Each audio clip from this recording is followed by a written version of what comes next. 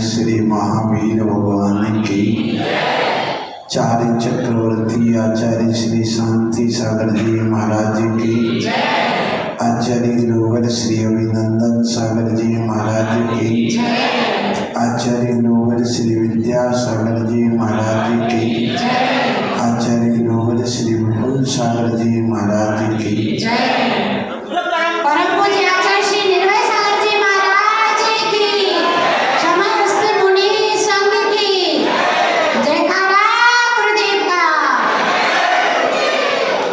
वेदी प्रतिष्ठा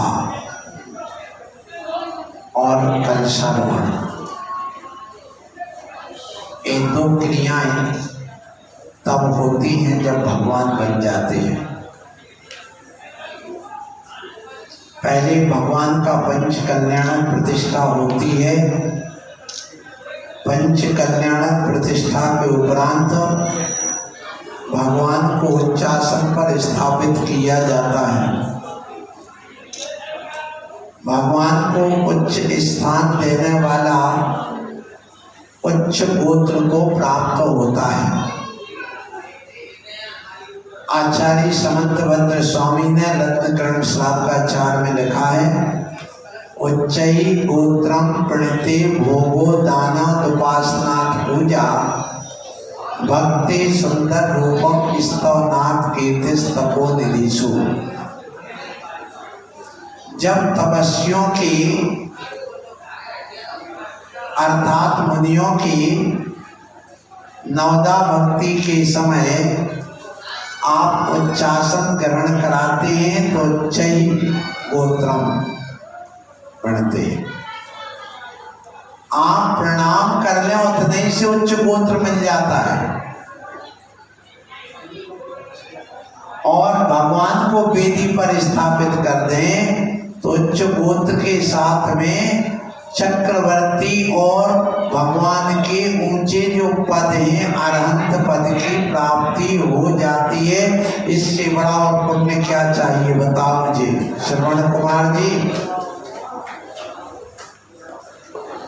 अकेले भगवान को उठा के तुमने उच्चासन दिया है, भगवान को वहां लाके रख दिया है। ये पुण्य तुम अपने आप में इतना इकट्ठा कर रहे हो कि जो तुम्हें सिद्धालय तक ले जाने वाला है।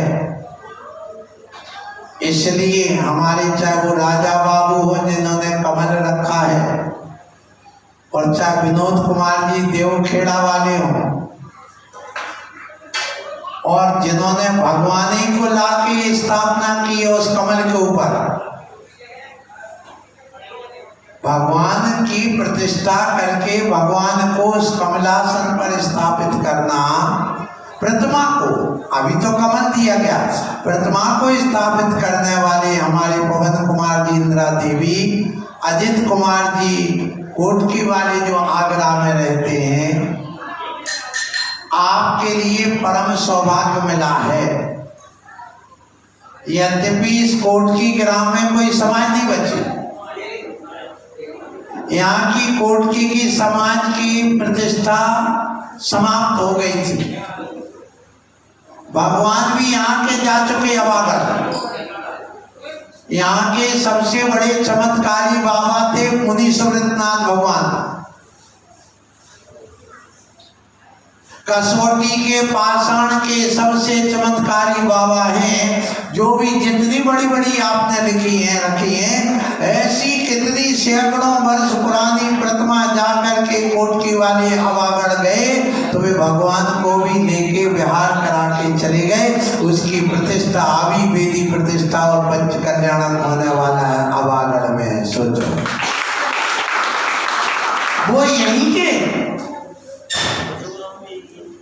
पचोकड़ा में जो मुनि सुव्रतनाथ भगवान वो भी यहीं के हैं जो इतना चमत्कार दिखा रहे। आपको अभी इतिहास नहीं पता। पचोकड़ा के मुनि सुव्रतनाथ, पचोकड़ा के मुनि सुव्रतनाथ भगवान, पचोकड़ा के मुनि सुव्रतनाथ भगवान थे कहाँ के? कोटकी के। आप विचार करिए कि जहाँ की प्रतिमा वहां जाकर के इतना चमत्कार दिखा रही है। अपन जब यहाँ मंदिर खाली हो गया था, चंदा गुरु मात्र एक रह गए थे, 2 घर रहे थे, तो एक प्रतिमा पर्याप्त है। अब इतनी बड़ी बड़ी प्रतिमाएं लाके रख दी हैं, अब इनकी पूजा अर्चना का भी तो ध्यान रखना पड़ेगा। मैं आज यहाँ की समाज से कहूँगा, यहाँ की जो समाज जहाँ जा रही वे सब मिलकर के एक अपनी समिति बनाए और समिति बना करके इसको विशाल रूप दे करके और यहाँ पर साल में 1-2 मेला आदि करके यहाँ भी अतिशय क्षेत्र जैसा बना करके अपना काम करें। जब पचोकड़ा अतिशय क्षेत्र बना सकते हो यहीं के मुनि सुव्रतनाथ भगवान जाकर के, जब अवागढ़ अतिशय क्षेत्र बन सकता है यहाँ के भगवान जाकर के, तो यहीं के भगवान कहीं चलते अतिशय क्षेत्र क्यों नहीं बन सकता? अतिशय क्षेत्र 2 प्रकार के होते हैं। एक अतिशय क्षेत्र वो है जो जहाँ भगवान के 4 कल्याणक होते हैं। गर्भ और जन्म कल्याणक जहाँ होता वह अतिशय क्षेत्र कहलाता है, क्योंकि वहाँ जन्म के 10 अतिशय होते हैं, इसलिए वह कौन सा क्षेत्र है? अतिशय क्षेत्र। फिर जब जहाँ तीर्थंकर दीक्षा लेते हैं और केवल ज्ञान प्राप्त करते हैं, केवल ज्ञान के कितने अतिशय? 10। और जन्म के और 14 कितने हो गए? 34। अब देखिए, केवल ज्ञान के 10 अतिशय, जहां भगवान को केवल ज्ञान होगा वो भी क्या हो गया? अतिशय क्षेत्र होगा। अब देवों के द्वारा जो 14 अतिशय होते हैं वे कहीं भी किसी मंदिर में हो जाए वो भी अतिशय क्षेत्र है। ये आगम की भाषा है, ये आगम का है, ये सिद्धांत है। इसलिए कोई भी प्रतिमा देवों ने ला करके फूल की तरह लाके स्थापित करवा दी।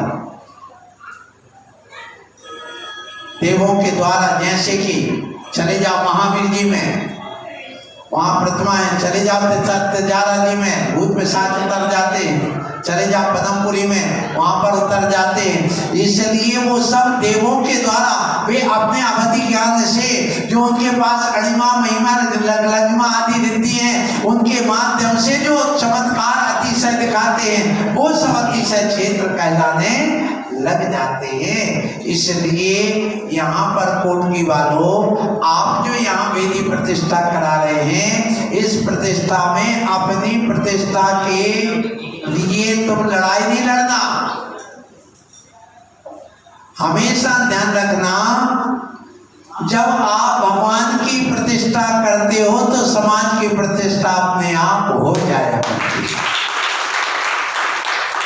और जब समाज की प्रतिष्ठा हो जाती है, वो प्रतिष्ठित व्यक्ति कहलाता। भैया बड़े प्रतिष्ठित लोग हैं। जिस समय साधु के ऊपर 28 मूल गुणों का आरोपण किया जाता है, उस समय भी मुनि की साधु प्रतिष्ठा के रूप में हो जाती, उनकी भी प्रतिष्ठा होती है। कब? दीक्षा ही उनकी प्रतिष्ठा है। और समाज जो अपने गरिमापूर्ण कार्य करता है वह समाज की अपनी प्रतिष्ठा है। तो भगवान की प्रतिष्ठा बचाओ, समाज की प्रतिष्ठा बचाओ, और उनकी प्रतिष्ठा बचाने के लिए अपनी जिंदगी भी दांव पे लगाने लग पड़ जाए तो लगा लेना, लेकिन अपनी प्रतिष्ठा बचाने के लिए समाज की प्रतिष्ठा और भगवान की प्रतिष्ठा को दांव पर मत लगाओ। आजकल कई लोग देखा जाता है, आज बड़े बड़े नेता अपनी प्रतिष्ठा बचाने के लिए, अपनी सीट बचाने के लिए देश को दांव पर लगा रहे हैं। हम आरक्षण दे रहे, क्यों दे रहे आरक्षण? कि हमारी प्रतिष्ठा बची रहे, हमारी सीट बची रहे। भले वो आतंकवादी हो, भले वो आपका नक्सलवादी हो, कुछ भी हो, हम सबको देने को तैयार। ऐसा नहीं चलेगा। इसका मतलब है कि तुमने अपनी प्रतिष्ठा बचाने के लिए देश की प्रतिष्ठा को दांव पर लगा दिया। ये बंदर मार इसी में तो हो रहा है। सो आज आपसे कहें कि आप यहाँ जो वेदी प्रतिष्ठा कर रहे हैं, ये वेदी प्रतिष्ठा अपनी समाज की प्रतिष्ठा बचाने के लिए, अपनी स्वयं की प्रतिष्ठा बढ़ाने के लिए, और पूज्य से पूजा को पूज्य बनाने के लिए, और आपको अपने पुण्य कमाने के लिए ये प्रतिष्ठा की जा रही, अवसर दिया जाता है,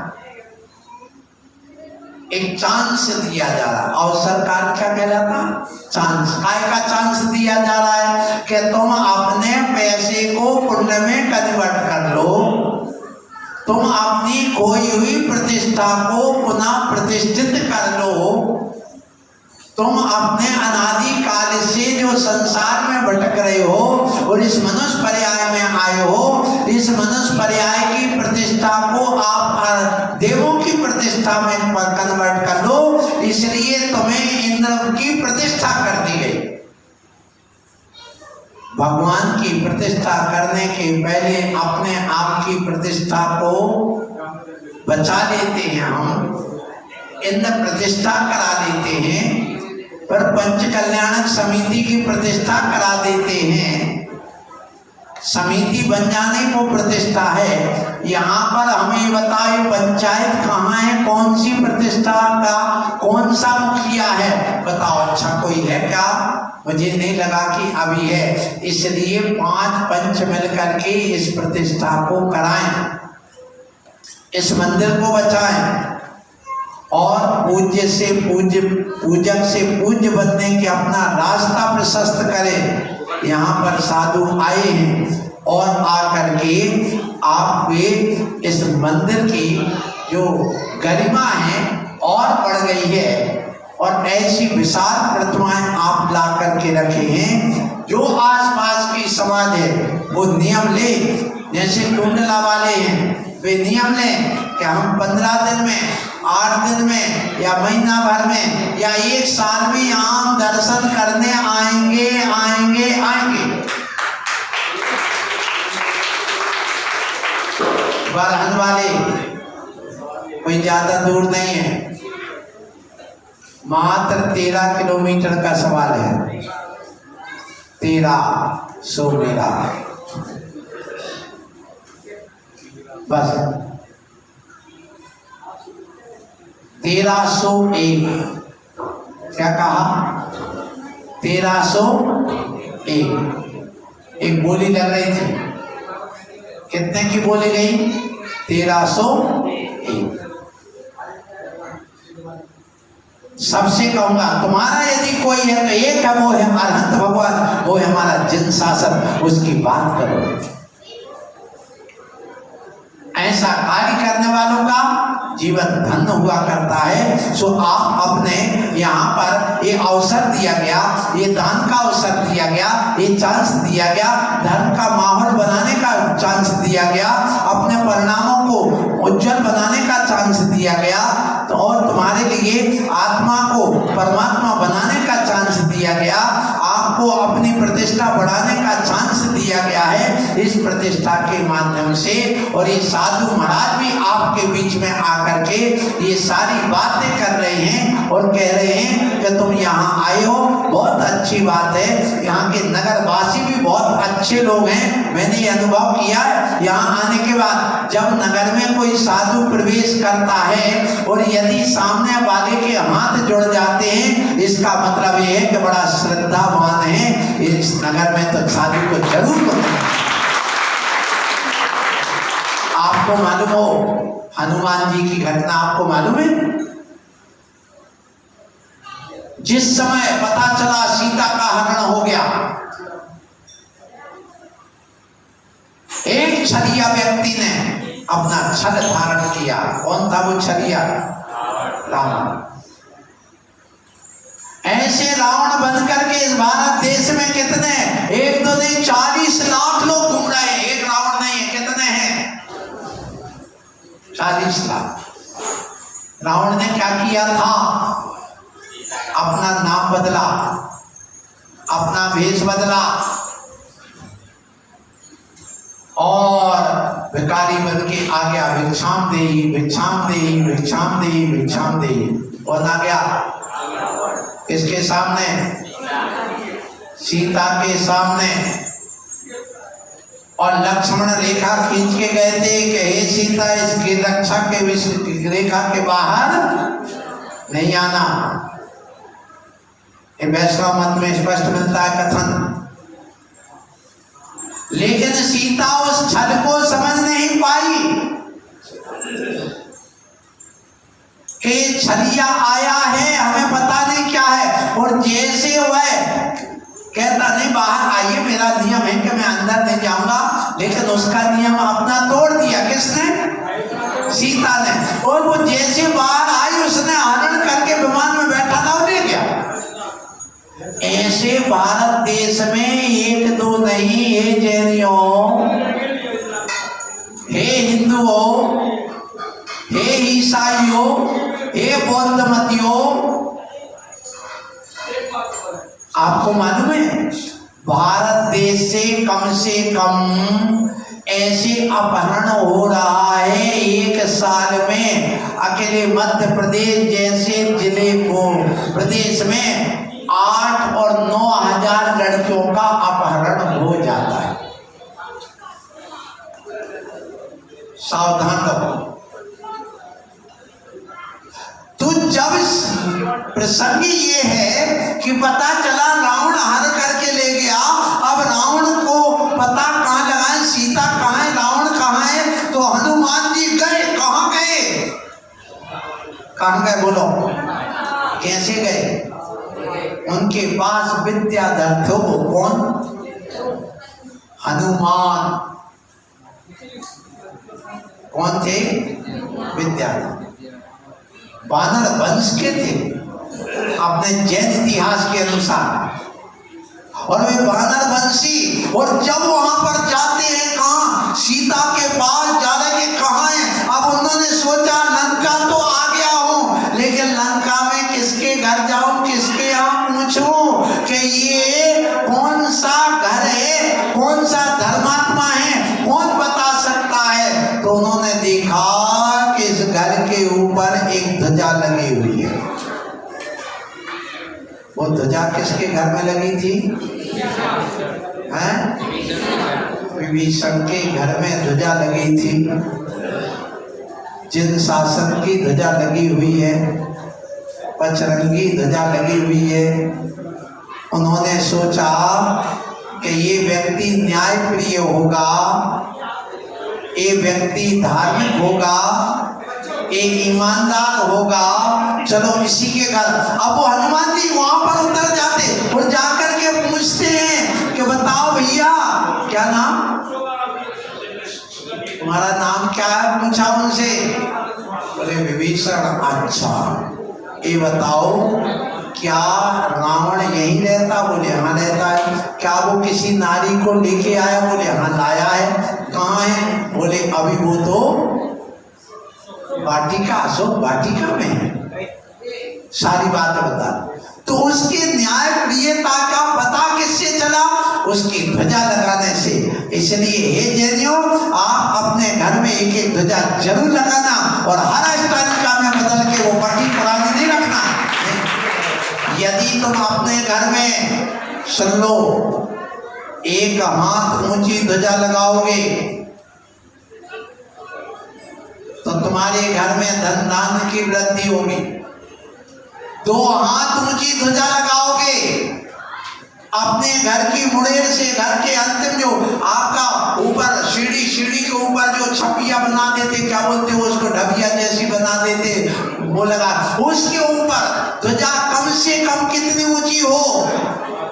2 हाथ। 3 हाथ यदि होगी तो तुम्हारे पुत्र सुपुत्र होंगे, तुम्हारे धन धान्य की वृद्धि होगी और घर में शांति होगी। और 4 हाथ ऊंची लगाओगे तो सुपुत्र की प्राप्ति होगी, तुम्हारे धन धान्य की वृद्धि होगी, घर में शांति होगी और तुम्हारा समाज में वर्चस्व होगा।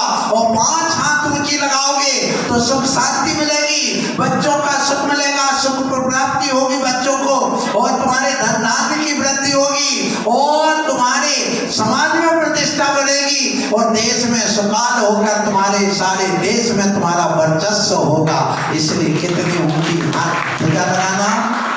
बताओ किसके घर में ध्वजा लगी है? ताली बजाओ इन लोगों के दिल की करिए ध्वजा स्थापित।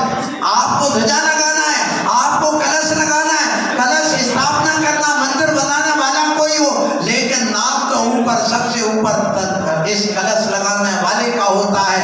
ये कलश है, ये महान है, इस बात को ध्यान रखना। समय बहुत हो रहा है, फिर भी मैं बोल रहा हूं अपनी धृष्टता से, क्योंकि 10:30 बज चुके। आपको यहाँ पर सुनना है। जब संतों का होता है आगमन, सुनो वीरेंद्र भैया, जब संत यहाँ आते हैं, तुम्हारे नगर में भी आने वाले सुना है, कल दो 4 संत आने वाले हैं। अब कौन से संत जाएंगे पता नहीं, गुरुदत्त जाते हैं क्या, ये शिवदत्त जाते हैं क्या, भूदत्त जाते हैं कि हेमदत्त जाते हैं। दत्त तो चले जाए, लेकिन कौन जाएंगे?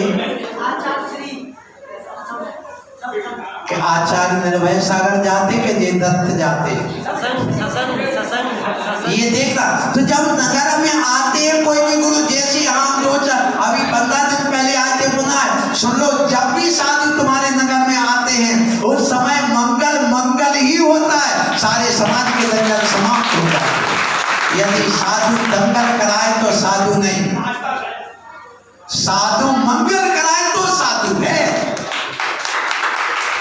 दंगल कब होते हैं ध्यान रखना, जब साधु के बीच में, ध्यान रखो, साधु जिस समय पंथवाद की बात करने लगता है, साधु जब जातिवाद की बात करने लगता है, जब साधु राग देश करने लग जाता है, साधु जब निंदा चुगली करने लग जाता है, साधु जब आपस में समाज को भिड़ाने लग जाता है, साधु जब वहां पर जाकर के अपने परिग्रह आदि इकट्ठे करने की बात करने लग जाता है, जब साधु सामने वाले की प्रतिष्ठा को दांव पर लगा देता अपनी प्रतिष्ठा बचाने के लिए, तो वहां पर दंगल आने लगता।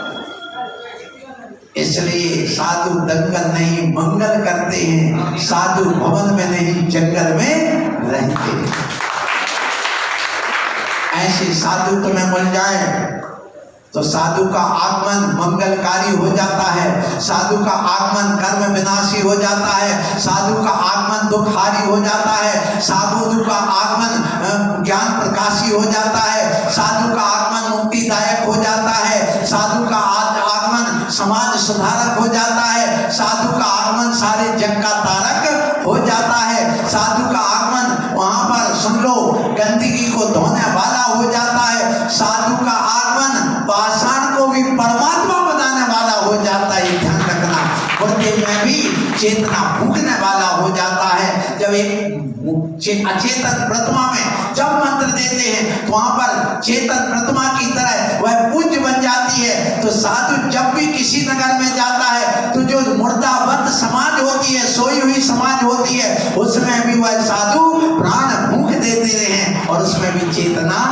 आ जाती है। इसलिए अपने अपने नगर में साधु को ले जाते हैं। यहाँ पर कोर्ट की मैं पहले आया, अभी पुनः आया हूँ, आपने बुलाया, इसके लिए धन्यवाद और आशीर्वाद और भगवान के लिए बारंबार नमस्कार। भगवान इनका जीवन सार्थक करना। इस नगर में इस मंदिर की इस वेदी प्रतिष्ठा के बाद, इस कलशारोहण के बाद, इस ध्वजारोहण के बाद इस नगर का इतना विकास हो और इतनी शांति रहे तो कोई भी समाज निरोगी न रहे और कोई समाज गरीब न रहे, हर परिवार सुखी और समृद्ध रहे। हे भगवान, चंदा प्रभु आप चमत्कार दिखाया है तुमने। कहाँ पर? कहाँ पर? अरे बनारस में दिखाया है। कहाँ दिखाया है? बनारस में दिखाया है। समंत भद्र भगवान के मालूम हो आपको? समंत भद्र स्वामी से कहा नमन करो, बोले नहीं करूंगा। एक पत्थर रखा, मैं पत्थर को नमन नहीं करता हूँ, मैं चित्र प्रतिमा को नमस्कार करता हूँ। और उन्होंने क्या किया वहां पर? भगवान बोले करना पड़ेगा, नहीं करोगे तो जेल में डाल दूंगा, तुम्हें फांसी पे चढ़ा दूंगा। बोले ठीक है, तुम्हें जो करना हो कर दो, लेकिन मेरा ये तुम्हारा पत्थर यहाँ पर, इसमें कोई प्रतिष्ठा नहीं, कोई संस्कार नहीं, कोई इसमें आकार प्रकार नहीं, मैं ऐसे पत्थर को नमस्कार नहीं कर सकता हूँ। उन्होंने कहा मेरा पत्थर यदि नमस्कार सहन कर ले तो मैं जानू। और जैसे वो भक्ति करते गए शंभु स्तोत्र के माध्यम से, स्वयं भुवा भूताय भूतले और करते करते, और जैसे बंदे भी बंदम महिताव सिद्धम, जैसे चंदा प्रभु को उन्होंने वंदना की, नमस्कार किया, उस पत्थर में से 2 टुकड़े का फट करके चंदा प्रभु प्रकट हो गए। ये होता है। इसलिए मैं कहूँ ये साधु जहाँ आते हैं अपने आप चमत्कार होने लगते हैं, समाज की प्रतिष्ठा बढ़ जाती है, वहाँ पर सुख समृद्धि होने लग जाती है। बस साधु के अंदर वह ऊर्जा, ज्ञान, संयम तब हो, वो भावना उसके अंदर भी हो ऐसी विशेष, तो ऐसी भावना आप लोग कर रहे हैं, बहुत अच्छी बात है। मेरा आशीर्वाद। और मैं अपने गुरु आचार्य अभिनंदन सागर जी जो की इस दुनिया में अभी नहीं है, उनको नमन करता हूँ। इसके अलावा हम जिन्होंने मुझे आचार्य पद दिया है, ऐसे आचार्य विपुल सागर जी महाराज जो कि अभी बिहार में विराजमान है, उनको नमन करता हूँ। जिन्होंने मुझे मोक्ष मार्ग पर लगाया, ऐसे आचार्य गुरुवर विद्यासागर जी महाराज जो मोक्ष मार्ग प्रदाता है, उनको नमन करके कहता हूँ भगवान आप तीनों अपनी अपनी ऊर्जा यहाँ पर कोट के वालों को, इन भक्तों को, इन जैनियों को दे देना, जिससे कि इनके अंदर वह श्रद्धा, भक्ति, समर्पण आए और एक सुख शांति समृद्धि के साथ साथ अपने मोक्ष मार्ग को आगे बढ़ सके, बढ़ा सके। ऐसी में भगवान आपसे प्रार्थना करता हूँ और ये 4 पंक्तियों से मैं अपनी वाणी को प्राप्त करता हूँ कि संतों का जीवन ना जीने का सिर्फ बहाना है। संतों का जीवन, हम जीवन काट नहीं रहे, हम कर्म काट रहे हैं। तो कहने का मतलब कि संतों का जीवन ना केवल जीने का बहाना है, संतों का जीवन ना श्वासों का खजाना है। अरे संतों का जीवन तो पूरब दिशा की लाली है, संतों का काम तो केवल सोतों को जगाना है। आज जो समाज जो सोच है उसको जगाते हैं और इनका काम तो सब गंदगी को मिटाना है। तो ये संत गंदगी को मिटाने के लिए आते हैं। बोलो महावीर भगवान की जय। जब परम पूज्य आचार्य श्री निर्भय सागर जी